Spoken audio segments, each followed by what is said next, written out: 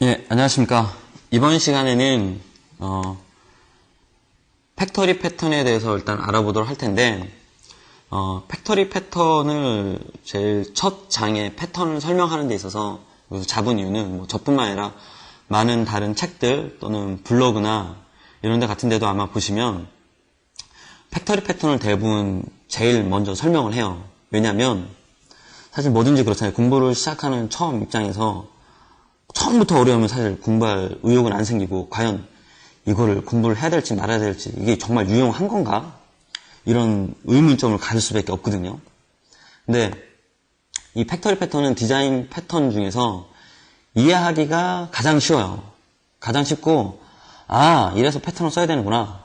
저도 팩토리 패턴을 처음 접하고 패턴에 대한 어떤 개념, 이런 그런 용어가 있는지도 몰랐을 때 우연하게 저도 접했던 게 이 팩토리였었고, 맞다, 이렇게 해야 되는구나. 저도 이게 직관적으로 느꼈었고, 그래서 저도 공부를 시작했고, 그렇기 때문에 저뿐만 아니라 많은 사람들이 이 팩토리 패턴에 대해서 우선적으로 설명을 하는 것 같아요. 그래서 저도 팩토리 패턴에 대해서 본 책에서, 동영상에서 제일 먼저 설명을 하고자 합니다. 그래서 일단 화면에 보고 계시는 것처럼 이런 케이스를 한번 생각을 해볼게요. 보고 계시는 것처럼 클래스가 지금 현재 3개가 존재를 합니다. 그래서 유저 클래스가 하나 있고요. 유저 A라는 클래스가 있고 유저 B라는 클래스가 있어요. 화면상, 제약상 A, B 2개밖에 못했지만은 이렇게 생각을 해보죠. 프로덕이다라고 하는 이 클래스의 인스턴스를 만들어서 써야 될 놈들이 A에서 B, 이게 단순히 공간 제약상 2개밖에 없지만 A에서 B가 아니라 A, B, C, D, E, F, G 여러 개 있다고 생각을 해보죠. 각각 A라는 클래스, B라는 클래스 다 프로덕이라는 객체를 만들어서 무언가 작업을 해야 돼요. 객체를 만들 때는 당연히 new라는 키워드를 통해서 생성을 해야 되고, 지금 일단 그림상에서 일단 보게 되면 프로덕 클래스의 디폴트 생성자를 이용해서 객체를 다 A하고 B, C, D, Z까지 다 이렇게 객체를 만들어서 사용하고 있습니다. 우리가 이런 관계를 유저 A라는 클래스와 프로덕이라는 클래스가 연관관계가 강하다라고 얘기를 합니다. 혹시 원서를 통해서도 디자인 패턴을 공부를 하셨거나 하시고 싶은 분도 계실 텐데, 그런데 보면은 이런 관계는 스트롱 릴레이션십이다라고 얘기를 통상적으로 많이 쓸 거예요. 이런 경우에는 연관관계가 우리가 강하다라고 얘기를 해요. 근데 패턴에서는 연관관계가 강하면 좋지는 않습니다. 연관관계가 좋은 거는 남녀 사이만 연관관계가 좋으면 되고, 클래스와 클래스들 간의 연관관계는 약한 게 좋습니다. 무력화시키는 게 좋습니다. 왜 그러냐면 이런 케이스 때문에 그런 거죠. 유저 A라는 클래스와 프로덕이라는 클래스가 강력한 연관관계를 갖고 있어요.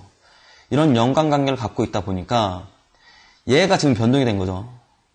아까는 디폴트 생성자를 호출해서 만들었었는데 디폴트 생성자가 없어진 거예요. 없어지고 파라미터 하나, 스트링 값을 무언가를 줘야 객체를 생성할 수가 있게 된 거예요. 연관관계가 강하다 보니까 프로덕 클래스의 변경이 얘를 갖다 쓰는 유저 클래스에도 이 변경이 필요로 하다라는 거죠. 연관관계가 강하기 때문에 이런 파생되는 문제가 발생되는 거예요. 그래서 아까도 말씀드린 것처럼 관계는 무력화시키는 것이 좋다.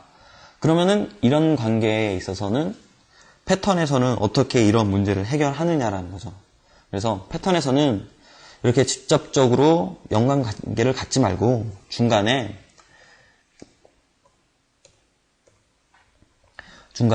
팩토리를 둬서, 팩토리 공장, 생산에 무언가를 만들어내고 생산해낸다는 의미잖아요. 유저 클래스와 프로덕 클래스의 연관관계를 직접적으로 갖지 말고 이렇게 서로 가지라는 거죠. 그럼 유저 클래스와 프로덕 클래스의 연관관계는 이제 없어진 거고, 유저 클래스와 팩토리와 프로덕 간에 연관관계가 생긴 거예요. 얘네 둘 간의 직접적인 연관관계는 이제 없게 되는 거죠. 그래서 이 중간에 만들어낸 팩토리한테 위임을 하는 거예요. 무엇을 위임하느냐? 객체 생성을 위임을 하는 거예요. 유저 클래스에서 직접적으로 객체 생성을 하는 것이 아니라 객체 생성만을 담당하는 책임, 역할을 갖고 있는 클래스를 만들고 그 클래스와 연관관계를 갖는 거죠. 그래서 이렇게 직접적인 연관관계는 갖지 말아라 라고 하는 거예요.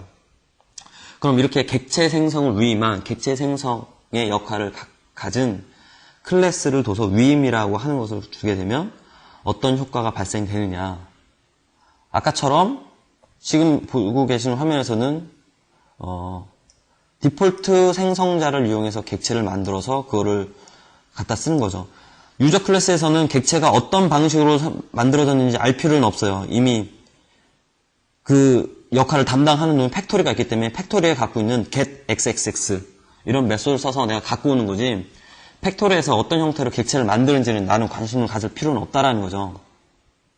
그래서 단순히 팩토리에서 get이라는 메소드 호출해서 요청을 보내면 프로덕이다라고 하는 프로덕 타입이다라고 하는 인스턴스를 무언가 만들어 주는 거예요. 이렇게 쓰게 되면 뭐가 좋으냐. 디폴트 생성자를 지금 써서 해서 만들고 있는데 아까 같은 문제가 발생되는 거죠. 어떠한 사유에 의해서 생성자를 만들어야 되는 변경 방법이 바뀌었다는 거예요. 그럼 아까는 유저 클래스 A, B, C, D 뭐 다 수정을 해야 됐지만 이제는 뭐만 수정하면 되냐? 팩토리만 바꾸면 되고 나는 유저 클래스는 소스 코드에 변경 없이 아까와 동일하게 getXXX라는 메소드를 호출할 수 있는 거죠.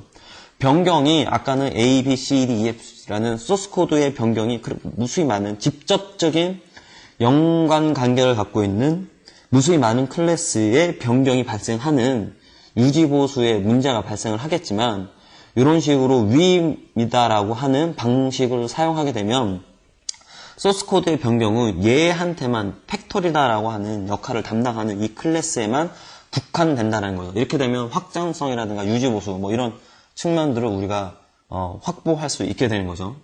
이러한 방법, 객체 생성을 하는 방법, 직접적으로 생성하는 것이 아니라 객체 생성을 담당하는 역할을 담당하는 클래스를 만들고 걔한테 그 역할을 위임을 하고 걔를 갖다 쓰는 이러한 유형의 것을 우리가 팩토리 패턴이다라고 합니다. 그래서 뭐 다시 정리를 하자면 객체 생성을 담당하는 클래스를 따로 만들고 그래서 그 프로덕 클래스와 걔를 사용하는 유저 클래스들 간의 연관관계를 무력화시켜라. 루징 커플리스트라고 얘기를 합니다. 그리고 뭐 여담으로 말씀드리면 다 영어로 써야 되는 이유는 뭐냐면 제가 사실은 미국계 회사를 다니기 때문에 저희 회사에서 언제 또 써먹을지 모를 자료이기 때문에 두 번 작업을 하지 않기 위해서 일단 했는데 많은 양해를 바라고 혹시라도 아까도 말씀드린 원서로 공부하실 분들은 아마 이런 표현들을 미리 좀 익혀놓으시면 좋을 거예요. 그래서 팩토리 패턴을 사용하게 되면 얻는 우리가 있죠. 뭐냐면 프로덕 클래스의 객체 생성의 방법이 변경이 되더라도 얘들을 갖다 쓰는 유저 클래스는 소스 코드에 변경이 없다라고 하는 어떤 그런 이점들을 확보할 수 있는 거죠. 그래서 여러분들 아마 이 설명을 들으시면서도 간단하면서도 패턴이 주는 이점이 뭔지라고 하는 거 아마 쉽게 이해를 하셨을 것이라고 봐요. 뭐 제가 설명을 잘했다는 얘기는 아니고 뭐 아까도 서두에 말씀드린 것처럼 가장 쉽게 이해할 수 있는 부분이기 때문에 보시면 내가 패턴을 앞으로도 공부를 하면 이런 유사한 이점들을 얻을 수 있겠다라고 하는 것들은 아마 요 패턴을 보시면서 직관적으로도 많이 느끼셨을 거예요. 그러면은 팩토리 패턴을 만들 때 그럼 우리가 이렇게 뭔가 항상 객체 생성을 위임하는 클래스를 써서 하는 것이 좋은가? 아까도 말씀한 패턴이다라고 하는 것을 적시적소에 사용하지 못하게 되면 오히려 뭐 설계하는데 시간이 오래 걸려요. 오버헤드가 걸리기 때문에 이런 패턴을 어떨 때 적용해야 될 건가? 적용해야 되는 케이스도 여러분들이 다 알고 뭘 딱 보시면 이렇게 하는 게 좋겠다. 뭐 이렇게 하면 이런 이점도 있겠구나.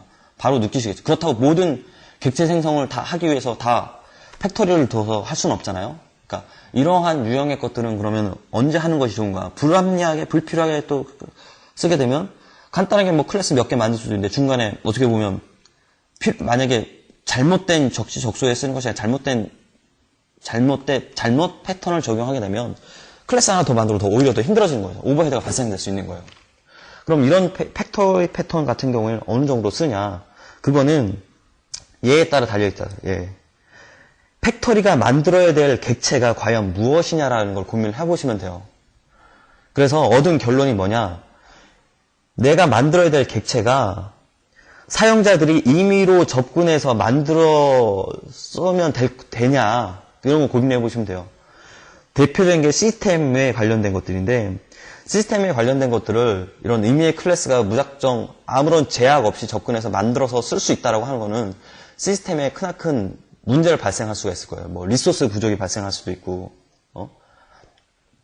메모리가 부족할 수도 있고, 뭐 같은 리소스겠지만. 그래서 시스템 로우 레벨에 관련된 것들을 시스템에 직접적인 연관관계가 있는 것들, 로우 레벨에 대한 것들은 일반 클래스들, 사용자들에게 개발자들이 되겠죠. 개발자들에게 직접적으로 접근해서 만들라고 하는 것은 좋지 않고 팩토리를 통해서 어떤 그런 시스템 로우 레벨에 관련된 객체, 인스탄스를 만들 수 있는 클래스를 만들고 걔를 통해 그 클래스가 제공해주는 get이라는 메소드를 써서 갖다 쓰도록 하고 그래서 어떤 그런 그 시스템 로우 레벨 관련된 리소스, 메모리 뭐 그런 것들은 얘가 관리하도록 하는 것이 좋습니다. 그래서 팩토리 클래스들은 아무 때나 적용해서 무조건 커플링을 무력화시키는 것이 좋더라. 이거 큰 전제긴 하지만 무조건 적용해야 될 공식은 아니다라는 거죠. 그래서 가능하면 아까 설명드린 것처럼 시스템 로우 레벨에 관련된 것들 뭐 데이터베이스 커넥션, I/O, 메모리 뭐 이런 것들이 될 수 있는 건데 그런 것들에 관한 것들은 과연 대부분 이런 팩토리 클래스에서 생성해서 관리하고 얘를 통해서 사용자들이 갖다 쓰도록 하는 것이 좋습니다. 그래서 뭐 그 외에 뭐 다른 케이스들도 여러분들이 프로젝트를 하시다가 고민해 보시면 돼요. 그래서 그런 것들에 대해서는 제약을 해야 된다. 객체 생성은 얘를 통해서만 가더라. 라고 해서 개발자들에게 그 API를 제공해 주시는 거죠. 그래서 패턴이다라고 하는 것은 이런 패턴을 이렇게 쓰면 된다라고 하는 것을 익히는 것도 중요하지만 언제 쓰시냐 이런 것들도 여러분들이 공부하셔야 될 항목 중에 하나입니다. 그래서 이번 장은 가장 심플한 패턴이 무엇인가에 대해서 한번 살펴봤고 앞으로 좀 더 진행되는 거는 조금 더 어려워질 수도 있어요. 그리고 제가 제일 첫 번째 개요 시간에도 말씀드렸지만 팩토리 패턴은 또 앞으로 뒤에 가면서 또 다른 패턴을 하고 어떻게 연관관계를 쓸지 이런 거 설명해 드릴 거예요. 그래서 그러니까 패턴들끼리의 연관관계를 설명을 할 거고 그런 것들을 뭐 팩토리 패턴은 뭐 뒤에 나오는 여러 가지 또 패턴하고도 뭐 유용하게 잘 쓰여요. 그래서 그런 것들 다른 패턴들하고 연관관계를 조금씩 이렇게 설명하다 보면 뭐 지금 배웠던 팩토리는 굉장히 이해하고 싶지만 뒤에 가면 갈수록 조금 어려워질 수는 있습니다. 그러나 가장 최대한으로 제가 쉽게 설명을 노력할 테니까 차근차근히 본 강의를 따라와 주시면 될 것 같고요. 이것으로써 일단 팩토리 패턴에 대해서 설명은 마치도록 하겠습니다. 네, 감사합니다.